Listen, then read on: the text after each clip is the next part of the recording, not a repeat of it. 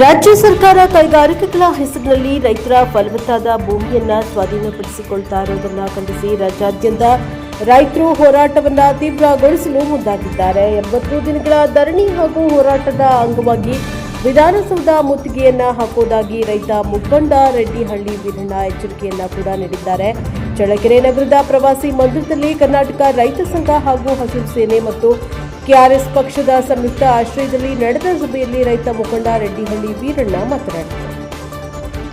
ರಾಜ್ಯ ಸರ್ಕಾರ ಕೈಗಾರಿಕಾ ಅಭಿವೃದ್ಧಿಯ ಹೆಸರಿನಲ್ಲಿ ರೈತರ ಭೂಮಿಯನ್ನು ಕಬಳಿಸ್ತಾ ಇದೆ ಎಂದು ಆರೋಪಿಸಿದ ಅವರು, ಕಳೆದ 20 ವರ್ಷಗಳಲ್ಲಿ ಲಕ್ಷಾಂತರ ಎಕರೆ ಭೂಮಿಯನ್ನು ಸ್ವಾಧೀನಪಡಿಸಿಕೊಂಡಿದ್ದರೂ ಕೇವಲ 25% ಭೂಮಿಯನ್ನು ಮಾತ್ರ ಕೈಗಾರಿಕೆಗಳಿಗೆ ಬಳಕೆಯಾಗಿದೆ. ಶಿಡ್ಲಘಟ್ಟ ತಾಲೂಕಿನ ಜಂಗಮನಕೋಟೆ ಹೋಬಳಿಯ 13 ಗ್ರಾಮಗಳ ಒಟ್ಟು 2823 ಎಕರೆ ಫಲವತ್ತಾದ ಕೃಷಿ ಭೂಮಿಯನ್ನು ಸ್ವಾಧೀನಪಡಿಸಿಕೊಳ್ಳಲಾಗಿದೆ. ಈ ಭೂಮಿಗಳಲ್ಲಿ ಹೂವು, ಹಣ್ಣು, ತೆಂಗು, ಅಡಿಕೆ, ರೇಷ್ಮೆ, ತರಕಾರಿ ಸೇರಿದಂತೆ ವಿವಿಧ ಬೆಳೆಗಳನ್ನು ಬೆಳೆಯಲಾಗ್ತಾ ಇತ್ತು. ಇಂತಹ ಕೃಷಿ ಯೋಗ್ಯ ಭೂಮಿಯನ್ನು ಕಸಿದುಕೊಳ್ತಾ ಇರುವುದು ರೈತರಿಗೆ ಅನ್ಯಾಯವಾಗಿದೆ ಎಂದು ಆಕ್ರೋಶವನ್ನು ವ್ಯಕ್ತಪಡಿಸಿದರು. ಈ ಕುರಿತು ಜಿಲ್ಲಾ ಉಸ್ತುವಾರಿ ಸಚಿವರ ಗಮನಕ್ಕೂ ತರಲಾಗಿದ್ದು ನಿರಂತರ ಹೋರಾಟ ನಡೆಸಿದ್ದು ರೈತರ ಜಮೀನುಗಳನ್ನು ವಶಪಡಿಸಿಕೊಳ್ಳುವ ಕಾರ್ಯ ಮುಂದುವರೆದಿದೆ ಎಂದು ಆರೋಪಿಸಿದರು. ಕೃಷಿಗೆ ಯೋಗ್ಯವಲ್ಲದ ಭೂಮಿಯನ್ನ ಮಾತ್ರ ಸರ್ಕಾರ ಬಳಸಿಕೊಳ್ಳಬೇಕು. ಆದರೆ ಸರ್ಕಾರ ಉದ್ಯಮಿಗಳ ಅನುಕೂಲಕ್ಕಾಗಿ ಹಾಗೂ ರಿಯಲ್ ಎಸ್ಟೇಟ್ ಉದ್ದೇಶಗಳಿಗೆ ರೈತರ ಭೂಮಿಯನ್ನ ಬಳಸಿಕೊಳ್ತಾ ಇರುವುದು ಖಂಡನೀಯ ಎಂದು ಹೇಳಿದರು. 2013ರ ಭೂ ಸ್ವಾಧೀನ ಕಾಯ್ದೆಯನ್ನ ಮುಂದುವರೆಸಿ ಅದಕ್ಕೆ ತರಲಾಗಿರುವ ತಿದ್ದುಪಡಿಗಳನ್ನು ಹಿಂಪಡೆಯಬೇಕು, ರೈತರನ್ನ ಭಯಮುಕ್ತರನ್ನಾಗಿಸಬೇಕು ಎಂದು ಆಗ್ರಹಿಸಿದ ಅವರು, ಸರ್ಕಾರ ತನ್ನ ನೀತಿ ಬದಲಿಸಿದ್ರೆ ರಾಜ್ಯಾದ್ಯಂತ ಸಾವಿರಾರು ರೈತರ ಬೈಕ್ಗಳು, ವಾಹನಗಳೊಂದಿಗೆ ವಿಧಾನಸೌಧಕ್ಕೆ ಮುತ್ತಿಗೆ ಹಾಕುವ ಎಚ್ಚರಿಕೆಯನ್ನ ನೀಡಿದರು. ಈ ಒಂದು ಪತ್ರಿಕಾಗೋಷ್ಠಿಯಲ್ಲಿ ತಿಪ್ಪೇಸ್ವಾಮಿ, ಸಣ್ಣ ಪಾಲಯ್ಯ, ಕೆಆರ್ಎಸ್ ಪಕ್ಷದ ಮಹೇಶ್, ಮಾರುತಿ, ಆಂಜನೇಯ, ರಾಜಣ್ಣ ಸೇರಿದಂತೆ ಹಲವಾರು ರೈತ ಮುಖಂಡರು ಹಾಗೂ ಪಕ್ಷದ ಕಾರ್ಯಕರ್ತರು ಭಾಗವಹಿಸಿದ್ದರು. ಬ್ಯೂರೋ ರಿಪೋರ್ಟ್ ಮೌಲೇಶಾಚಾರ್ ಪೇಶ್, ಹಬ್ಬ ಟಿವಿ, ಚಳ್ಳಕೆರೆ. 25% ಆಗಿಲ್ಲ. ಆ ಕಾರಣದಿಂದ ಇವತ್ತು ಈ ಸರ್ಕಾರ ಏನು ಮಾಡುತ್ತೆ ಅಂದರೆ, ಇದನ್ನು ರಿಯಲ್ ಎಸ್ಟೇಟ್ ಮಾಫಿಯಾದಲ್ಲಿ ಮಾರಾಟ ಮಾಡಿ ಇದನ್ನು ದುಡ್ಡು ಮಾಡೋ ವ್ಯವಸ್ಥೆ ಒಳಗಡೆ ಇವತ್ತು ಸರ್ಕಾರ ಮಾಡ್ತಾ ಇದೆ, ಅವಿವೇಕಿ ಸರ್ಕಾರ. ಆ ಕಾರಣದಿಂದ ಇವತ್ತು ಏನು ಮುಂದಿನ ತಿಂಗಳು 5ನೇ ತಾರೀಕು ಚಿಕ್ಕಬಳ್ಳಾಪುರದಿಂದ DC ಕಚೇರಿ ಮುಂಭಾಗದಿಂದ 10,000 ಬೈಕು, 10,000 ಜನ ಒಂದು ರ್ಯಾಲಿ ಮುಖಾಂತರ ನಾವು ಬೆಂಗಳೂರು ವಿಧಾನಸೌಧಕ್ಕೆ ಮುತ್ತಿಗೆ ಹಾಕುವಂಥ ಒಂದು ಕಾರ್ಯಕ್ರಮವನ್ನು ಮಾಡ್ಕೊಂಡಿದ್ದೀವಿ. ಆ ಕಾರಣದಿಂದ ಇಡೀ ರಾಜ್ಯಾದ್ಯಂತ ಎಲ್ಲ ಜಿಲ್ಲೆಯಿಂದ ಎಲ್ಲ ನಮ್ಮ ಪದಾಧಿಕಾರಿಗಳು ಕೂಡ ಬಂದು ಆ ಚಳುವಳಿಯಲ್ಲಿ ಭಾಗವಹಿಸ್ತಾರೆ. ಬೇರೆ ಬೇರೆ ಪಕ್ಷಗಳು, ಸಾಮಾನ್ಯ ಜನರು, ಭಾಳ ನಮ್ಮ ಹೆಣ್ಮಕ್ಳು ಕೂಡ ನಮ್ಮ ಸಂಘಟನೆ ಒಳಗಡೆ ಬಂದು ವಿಧಾನಸೌಧಕ್ಕೆ ಮುತ್ತಿಗೆ ಹಾಕಂತ ಒಂದು ಕಾರ್ಯಕ್ರಮ ಆಗಿರೋದ್ರಿಂದ ನಾವು ಕೂಡ ಎಲ್ಲ ಜಿಲ್ಲೆ ಒಳಗಡೆ ಕೂಡ ಈ ಕಾರ್ಯಕ್ರಮದಲ್ಲಿ ಭಾಗವಹಿಸ್ತೀವಿ. ಆ ಕಾರಣದಿಂದ ನಾವು ಇವತ್ತು ಅದೇ ವಿಚಾರವಾಗಿ ನಾವು ಕೂಡ ನಮ್ಮ ಗೇರ್ ಪಕ್ಷದವರು ಕೂಡ ಎಲ್ಲ ಒಟ್ಟೊಟ್ಟಿಗೆ ಸೇರಿ ನಾವು ಕೂಡ ಆ 5ನೇ ತಾರೀಕು ವಿಧಾನಸೌಧ ಮುತ್ತಿಗೆ ಕಾರ್ಯಕ್ರಮದಲ್ಲಿ ನಾವು ಯಾವ ರೀತಿ ಹೋಗಬೇಕು, ಯಾವುದರಲ್ಲಿ ಹೋಗಬೇಕು, ಏನು ರೈಲಲ್ಲಿ ಹೋಗೋಣ, ಬಸ್ ಮಾಡೋಣ, ಗಾಡಿ ಮಾಡೋಣ, ಯಾವ ರೀತಿ ನಾವು ಆ ಚಳುವಳಿಗೆ ಭಾಗವಹಿಸಿ ಇಡೀ ಸರ್ಕಾರಕ್ಕೆ ಒಂದು ದೊಡ್ಡ ಎಚ್ಚರಿಕೆಯನ್ನು ಕೊಡ್ತಕ್ಕಂಥ ವ್ಯವಸ್ಥೆ ಒಳಗಡೆ ನಾವು ಈ ಚಳುವಳಿಯನ್ನು ತಯಾರು ಮಾಡ್ಕೊಂಡಿದ್ದೀವಿ. ಯಾಕಂದರೆ ಭೂಮಿ ನಮ್ಮದು, ರೈತರ ಸ್ವತ್ತು, ಅದು ಸರ್ಕಾರದ ಸ್ವತ್ತಲ್ಲ. ಸರ್ಕಾರಗಳು ಏನಿದ್ರು ಈ ರೈತ ಏನು ಬೆವರನ್ನು ಸುರಿಸಿ ದೇಶಕ್ಕೆ ಆಹಾರದ ಭದ್ರತೆಯನ್ನು ಬೆಳೆಯುತ್ತಾನೋ ಇವರ ಸಂಬಳದ ಆಳುಗಳು ಶಾಸಕರು, ಮಂತ್ರಿಗಳು ಕೂಡ.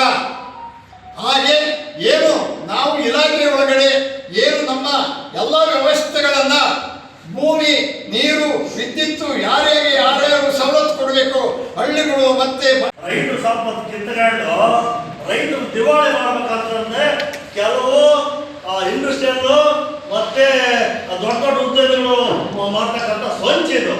ಇದಕ್ಕೆ ನಾವು ಹೇಳ್ತಾ ಇದ್ದೀವಿ, ಸ್ವಾಮಿ, ನಾವು ಅನ್ನ ಹಾಕರು ರೈತರು ಅದ್ಯಾವುದೋ ಕರಾಳ ಕಾನೂನನ್ನು ಸೃಷ್ಟಿ ಮಾಡಿ ರೈತರ ಜಮೀನು ಕಿತ್ಕೋಬೇಡ್ರಿ, ರೈತರ ಜಮೀನು ಕಿತ್ಕೊಂಡ್ರೆ ನಿಮಗೆ ತಕ್ಕ ಪಾಠ ಕೇಳಿಸ್ತೀವಿ. ರೈತರ ಜಮೀನು ಕಿತ್ಕೊಂಡು ರೈತರು ಒಕ್ಕಲಿಗರಿಸಿ ಅದ್ಯಾವುದೋ ಮೇಲ್ನೋಟಾಗಿರ್ತಕ್ಕಂಥದ್ದು, ಈ ಚಳ್ಳಕೆರೆ ಪಟ್ಟಣದಂತ ಹತ್ರಕ್ಕಿರ್ತಕ್ಕಂಥದ್ದು ರಿಯಲ್ ಎಸ್ಟೇಟ್ ಮಾಡಿ ನಮ್ಮ ಹತ್ರ ಎಷ್ಟು ಕಾಣ್ತಾರೆ ಗೊತ್ತಾ? 1 ಲಕ್ಷ, 5 ಲಕ್ಷ, 10 ಲಕ್ಷ ರೂಪಾಯಿ ಜಮೀನು ತಗೊಂಡು 1 25 ಲಕ್ಷಕ್ಕೆ ಕೊಡ್ತಾ ಇದ್ದಾರೆ. ಇಂಥ ಕೆಟ್ಟ ಏನು ಮೇನ್ ರೋಡು, ರಸ್ತೆಗಳು, ಹೈವೇ ರೋಡ್ಗಳು ಏನಿದಾವ ಆ ರಸ್ತೆಗೆ ಹೊಂದಿಕೊಂಡಿರ್ತಕ್ಕಂಥ ಭೂಮಿಗಳು ಮತ್ತು ನಗರ ಪಟ್ಟಣಗಳಿಗೆ ಸಮೀಪದಲ್ಲಿರ್ತಕ್ಕಂಥ ಭೂಮಿಗಳನ್ನು ಮಾತ್ರ ಆಯ್ಕೆ ಮಾಡ್ಕೊಂಡಿದ್ದಾರೆ ಅವಿವೇಕಿಗಳು. ಯಾಕಪ್ಪ ಅಂದ್ರೆ ಇದು ಏನು ಕೈಗಾರಿಕೆಗಳು ನೆಪದಲ್ಲಿ ಮಾಡಿ ಇವತ್ತು ರಿಯಲ್ ಎಸ್ಟೇಟ್ ಮಾಡಿ ದುಡ್ಡು ಮಾಡ್ತಕ್ಕಂಥ ನೆಪದಲ್ಲಿ ಇಂಥ ಭೂಮಿಗಳನ್ನ ಒಕ್ಕಲಿಗರಿಸ ಕೆಲಸ ಮಾಡ್ತಾ ಇದ್ದಾರೆ. ನಮ್ಮ ಒಬ್ಬ ಹೆಣ್ಮಗಳು ಒಂದು ಪಾಯಿಂಟ್ ಹೇಳಿದ್ರು, ನಮ್ಮ ಡಿ.ಸಿ. ಶಿವಕುಮಾರ್ ಅವರಿಗೆ ಇವತ್ತೇನು ಅವರು ಮುಖ್ಯಮಂತ್ರಿ ಸ್ಥಾನವನ್ನು ವಹಿಸ್ಕೊಳ್ಳುವಂತ ಒಂದು ಸಂದರ್ಭದಲ್ಲಿ ಕೂಡ ಅವರ ಭೂಮಿಯನ್ನ ನಾವು ಯಾವುದೇ ಕಾರಣದಿಂದ ಬಿಡೋದಿಲ್ಲ, ಅಲ್ಲಿ ಯಾರು ರೈತರೇ ಇಲ್ಲ, ರೈತರು ಯಾರು ಇಲ್ಲೇ ಇಲ್ಲ, 10 ಜನ 5 ಜನ ಇರ್ಬೋದು ಅಷ್ಟೇ, ಇದ್ದರೆ ಯಾರು ರೈತರೇ ಇಲ್ಲ ಅಂತ ಹೇಳಿದ್ದಕ್ಕೆ ಒಬ್ಬ ಹೆಣ್ಮಗಳು ಹೇಳಿದಾಳೆ, ಸ್ವಾಮಿ ಡಿ.ಕೆ. ಶಿವಕುಮಾರ್ ಅವರೇ, ನೀವು ಹೇಳ್ತಕ್ಕಂಥದ್ದು ಇದು ತಪ್ಪು ಮಾಹಿತಿ ಕೊಡ್ತಾ ಇದ್ದೀರಿ. ನೀವು ಕೂಡ ಕೆಂಚಣ್ಣನ ಮಗ ಅಲ್ಲ ಅಂದ್ರೆ ನಿಮಗೆ ಸಿಟ್ಟು ಬರುತ್ತಾ ಇಲ್ವೇ? ನಾವು ನಮ್ಮ ಭೂಮಿ ನಿಮ್ಮದಲ್ಲ ಅಂದ್ರೆ ನಮಗೆ ಸಿಟ್ಟು ಬರುತ್ತಾ ಇಲ್ವೇ? ಇದಕ್ಕೆ ಉತ್ತರ ಕೊಡು. ಇಲ್ಲ ಅಂದ್ರೆ ನೀನು ಕೆಂಪಣ್ಣನ ಮಗ ಅಲ್ಲ ಅಂತ ನಾವು ಘೋಷಣೆ ಮಾಡ್ತೀವಿ ಅಂತ ಹೇಳ್ಕೊಡು. ಒಬ್ಬ ಹೆಣ್ಣು ಮಗಳು ಕೂಡ ಈ ಘೋಷಣೆ ಮಾಡಿದಾಳೆ. ಲೆಕ್ಕ ಹಾಕಿ ಸ್ವಾಮಿ. ಭೂಮಿ ತಾಯಿ ಅಂದ್ರೆ ಏನು?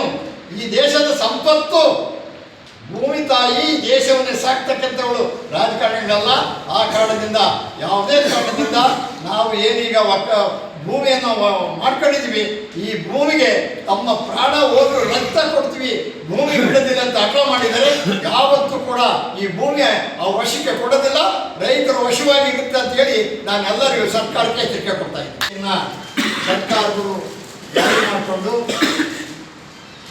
ರೈತರ ಜಮೀನುಗಳನ್ನು ಒಕ್ಕಲಿಗರಿಸುವಂತ ಕೆಲಸಕ್ಕೆ ಇವತ್ತು ಸರ್ಕಾರಗಳು ಗದಪ್ರಹಾರ ಮಾಡ್ತಾ ಇವತ್ತು ರೈತರನ್ನು ಒಕ್ಕಲಿಗರಿಸಿ ಏನು ಸುಮಾರು ತಿಂಗಳುಗಳಿಂದ ಚಳವಳಿ ಹೋರಾಟಗಳನ್ನು ಮಾಡಿದರೂ ಕೂಡ ಇವತ್ತು ಸರ್ಕಾರಗಳು ಒಂದು ರೈತರ ಅಹವಾಲುಗಳನ್ನು ಸ್ವೀಕಾರ ಮಾಡದೆ ಅವರ ಮೇಲೆ ಪೊಲೀಸ್ನವರನ್ನು ಬಿಟ್ಟುಬಿಟ್ಟು ದೌರ್ಜನ್ಯ ಮಾಡೋದು, ಗುಂಡಾಗಿರುವಂತೆ ವರ್ತನೆ ಮಾಡೋದು, ರೈತರನ್ನು ಒಕ್ಕಲಿಗರಿಸಿ ಇವೆಲ್ಲವೂ ಕೂಡ ಮಾಡ್ತಕ್ಕಂಥ ಒಂದು ಸರ್ಕಾರಗಳ ಒಂದು ವಿರೋಧಕ್ಕೆ ನಾವು ಇವತ್ತು ಏನು ಮಾಡಬೇಕು ಅನ್ನೋ ಒಂದು ವಿಚಾರಕ್ಕೆ ಇಡೀ ರಾಜ್ಯಾದ್ಯಂತ ಎಲ್ಲ ಜಿಲ್ಲೆಗಳಲ್ಲಿ ಇದರ ಬಗ್ಗೆ ಕುರಿತು ಎಲ್ಲ ಮೀಟಿಂಗ್ಗಳನ್ನು ಕರೆದು ಏನು ಇವತ್ತು 5ನೇ ತಾರೀಕು, ಮುಂದಿನ ತಿಂಗಳು 5ನೇ ತಾರೀಕು ಏನು ಚಿಕ್ಕಬಳ್ಳಾಪುರದಲ್ಲಿ ಏನು 3 ತಿಂಗಳಿಂದ ಇವತ್ತು ಚಳುವಳಿಗಳನ್ನು ಮಾಡಿದ್ರು ಕೂಡ ಅಲ್ಲಿ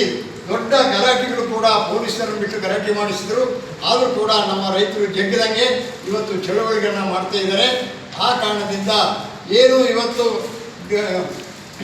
ಬಿಡದಿ ಒಳಗಡೆ ಕೂಡ 8,500 ಎಕರೆ ಭೂಮಿಯನ್ನು ಅಕ್ರಮ ಮಾಡೋದು, ಆಮೇಲೆ ಏನು ಗಂಗನಕೋಟೆ ಹೋಬಳಿಯಲ್ಲಿ ಕೂಡ 2,823 ಎಕರೆ ಭೂಮಿಯನ್ನು ಅಕ್ರಮ ಮಾಡೋದು, ಮತ್ತು ಬಳ್ಳಾರಿಯಲ್ಲಿ ಕೂಡ 400 ಎಕರೆ ಭೂಮಿಗಳನ್ನು ಅಕ್ರಮ ಮಾಡಿ ರೈತರಿಗೆ ಅನ್ಯಾಯ ಮಾಡ್ತಕ್ಕಂಥ ಈ ಸಂಸ್ಥೆಗಳನ್ನು ಏನು ಇವತ್ತು ಲಕ್ಷಾಂತರ ಎಕರೆಗಳನ್ನು ಇಡೀ ನೆಪದಲ್ಲಿ ಸರ್ಕಾರಗಳು ವಶ ಮಾಡಿಕೊಂಡು ಇವತ್ತು ಏನು ಅದರಲ್ಲಿ ಲಕ್ಷಾಂತರ ಎಕರೆಗಳನ್ನು ಮಾಡಿದರೂ ಕೂಡ ಕೇವಲ 25% ಕಾರ್ಖಾನೆಗಳನ್ನು ಇನ್ನೂ ಮಾಡಿಲ್ಲ. ಅದರಲ್ಲಿ ಲಕ್ಷಾಂತರ ಎಕರೆಗಳನ್ನು ವಶ ಒಂದು ಆಸ್ತಿಗಳನ್ನ ಅಥವಾ ರೈತರ ಭೂಮಿಗಳನ್ನ ವಶಪಡಿಸಿಕೊಳ್ಳುವುದಕ್ಕೆ ಅಥವಾ ಅದನ್ನ ಅಭಿವೃದ್ಧಿಪಡಿಸುವಂಥ ನೆಪದಲ್ಲಿ ಒಂದು ಹಂತದಲ್ಲಿ ಪರ್ವತದ ಭೂಮಿನ ಹಾಳು ಮಾಡ್ತಾ ಇದ್ದಾರೆ. ಅಲ್ಲಿಗೆ ನಮಗೆ ಆಹಾರ ಉತ್ಪನ್ನಗಳು ಕಡಿಮೆ ಆಗುವಂಥ ಪರಿಸ್ಥಿತಿ ಉಂಟಾಗ್ತಾ ಇದೆ. ಜೊತೆಗೆ ಇಲ್ಲಿ ಲಾಬಿ ಮಾಡೋದಕ್ಕೆ ರಾಜಕಾರಣಿಗಳ ಮತ್ತು ಅವರಿಗೆ ಲಾಬಿ ಮಾಡಲಿಕ್ಕೆ ಈ ಒಂದು ರಿಯಲ್ ಎಸ್ಟೇಟ್ ಉದ್ದಿಮೆಯನ್ನು ಒಂದು ಅಭಿವೃದ್ಧಿಪಡಿಸ್ಕೊಂಡು ತನ್ನ ಸ್ವಂತಕ್ಕೆ ಅವರು ಆ ಆಸ್ತಿನ ಕಬಳಿಸುವಂಥ ಮತ್ತು ಅವರು ಆರ್ಥಿಕವಾಗಿ ಅವ್ರು ಬೆಳೆಯೋದಕ್ಕೋಸ್ಕರ ಇವತ್ತು ನಮ್ಮ ಏನು ಇಡೀ ಕರ್ನಾಟಕದಂತ ಒಂದು ಈಗಾಗಲೇ ನೋಡ್ತಾ ಇದ್ದೀವಿ, ಬಿಡದಿನಲ್ಲಿ 8,000 ಎಕರೆ ಅಷ್ಟನ್ನ ಸ್ಮಾರ್ಟ್ ಸಿಟಿಗೆ ಮಾಡಬೇಕಂತ ಹೊರಟಿರುವಂಥದ್ದು. ಅದು ಎಷ್ಟು ಮಟ್ಟಿಗೆ ಸರಿ ಅನ್ನುವಂಥದ್ದು. ಹಾಗೆ ಅದೇ ರೀತಿಯಲ್ಲಿ ಚಿಕ್ಕಬಳ್ಳಾಪುರ ಶಿಡ್ಲಘಟ್ಟ ಗ್ರಾಮದಲ್ಲಿ 13 ಹಳ್ಳಿಗಳಲ್ಲಿ ಒಂದು ಫಲವತ್ತಾದ ಈ ಭೂಮಿನ ಇವರು ಕಸ್ಕೊಂಡು ಇವರು ಕೈಗಾರಿಕಾ ಪ್ರದೇಶವನ್ನು ಅಭಿವೃದ್ಧಿಪಡಿಸ್ತಾರೆ. ಯಾಕೆ ಅದ್ರ ಮೇಲೆ ಆಸಕ್ತಿ ಅಷ್ಟು ಇದೆ? ಭೂಮಿಗಳನ್ನು ಪಡ್ಕೊಳ್ಳಿ. ಯಾವ ರೀತಿ ಯಾವುದು ಬೇಸಾಯಕ್ಕೆ ಯೋಗ್ಯವಲ್ಲ ಅಂತ ಪ್ರದೇಶಗಳನ್ನು ಸಾಕಷ್ಟು ಸರ್ಕಾರಿ ಜಮೀನುಗಳಿದೆ, ಅದನ್ನ ಅಭಿವೃದ್ಧಿಪಡಿಸಿ, ಬಂಜರು ಭೂಮಿ ಅಭಿವೃದ್ಧಿಪಡಿಸಿ. ಅದ್ಯಾಕೆ ಆಗ್ತಾ ಇಲ್ಲ ಅನ್ನುವಂಥದ್ದು ನಮಗಿದೆ. ಒಟ್ಟಾರೆ ಇವತ್ತು ಏನು ಕರ್ನಾಟಕ ರಾಜ್ಯ ರೈತ ಸಂಘ ಈ ಒಂದು ಭೂಮಿಯ ಉಳಿಸುವ ಪ್ರಯತ್ನದಲ್ಲಿ ಏನೆಲ್ಲ ಅವರ ಶ್ರಮ ಇದೆ ಅದಕ್ಕೆ ನಾವು ಸಹ ಭಾಗಿಯಾಗ್ತೀವಿ. ಖಂಡಿತವಾಗೂ ಈಗ ಆಲ್ರೆಡಿ ನಾವು ಬಿಡದಿ ಮತ್ತು ಚಿಕ್ಕಬಳ್ಳಾಪುರ ಮತ್ತು ಇವತ್ತು ಕೋಲಾರದಲ್ಲಿ ನಡೀತಾ ಇದೆ. ನಮ್ಮ ಕರ್ನಾಟಕ ಪಕ್ಷ ಅಲ್ಲೂ ಸಹ ಇದೆ.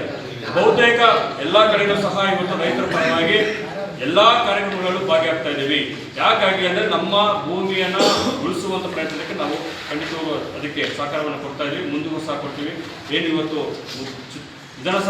ವಿಧಾನಸೌಧಕ್ಕೆ ಮುತ್ತಿಗೆ ಹಾಕುವಂಥ ಜೂನ್ 5ನೇ ತಾರೀಕಿಗೆ ನಾವು ಸಹ ಬೆಂಬಲವನ್ನು ಕೊಟ್ಟು ಅವರಿಗೆ ಸಹಕಾರ ಹೋಗ್ತೀವಿ. ಒಟ್ಟಿನಲ್ಲಿ ಸರ್ಕಾರಗಳು ಏನು ನಿಯಮಗಳಿದ್ದಾವೆ ಅದನ್ನು ದಯವಿಟ್ಟು ಒಂದು ಹಂತಕ್ಕೆ ಪರಿಶೀಲಿಸಿ ಈ ರೈತರ ಭೂಮಿಯನ್ನು ದಯವಿಟ್ಟು ವಶಪಡಿಸ್ಕೋಬೇಡಿ ಅಂತ ಮೂಲಕ ಅದು ಸರಿಯಾದ ರೀತಿಯಲ್ಲಿ ಕ್ರಮವನ್ನು ತೆಗೆದುಕೊಳ್ಬೇಕು. ಅದು ಉಳಿಸುವಂಥ